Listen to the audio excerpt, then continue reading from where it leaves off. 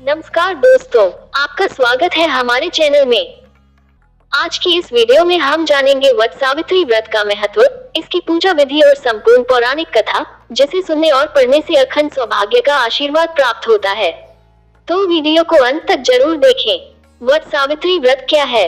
वट सावित्री व्रत ज्येष्ठ मास के कृष्ण पक्ष की अमावस्या को किया जाता है।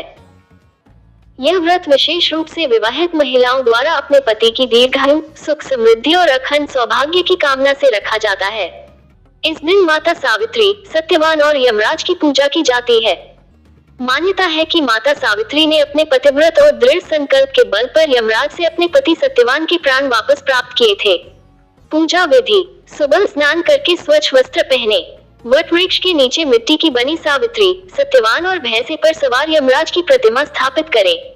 पूजा में जल, रोली, मौली, कच्चा सूत, भीगा हुआ चना, फूल और धूप रखें। सबसे पहले वट वृक्ष की जड़ में जल अर्पित करें, फिर कच्चा सूत वृक्ष के तने पर लपेटते हुए 3 बार परिक्रमा करें। पूजा के बाद भीगे हुए चने का बायना निकालकर उस पर अपनी श्रद्धा अनुसार दक्षिणा रखकर सास को भेंट करें और उनके चरण स्पर्श करके आशीर्वाद लें। वट सावित्री व्रत की संपूर्ण कथा: प्राचीन समय में मध्य देश के राजा अश्वपति की कोई संतान नहीं थी। उन्होंने अपनी पत्नी के साथ देवी सावित्री की कठोर उपासना की। देवी प्रसन्न हुई और उन्हें एक तेजस्वी कन्या का वरदान दिया।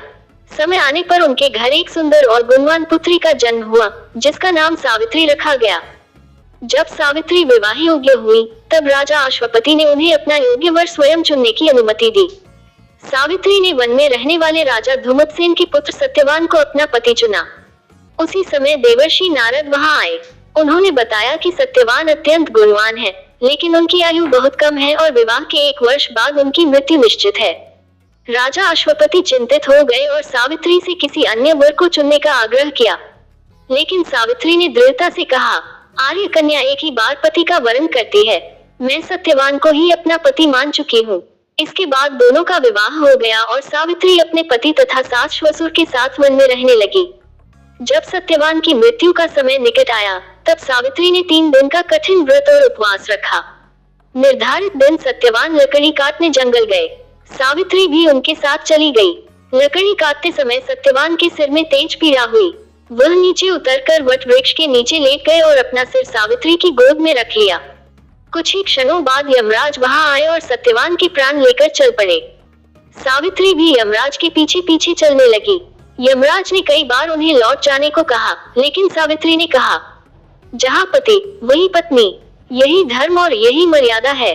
सावित्री की धर्मनिष्ठा से प्रसन्न होकर यमराज ने कहा, पति के प्राणों के अतिरिक्त कोई भी वरदान मांग लो। पहले वरदान में सावित्री ने अपने सास ससुर की नेत्र ज्योति और दीर्घायु मांगी।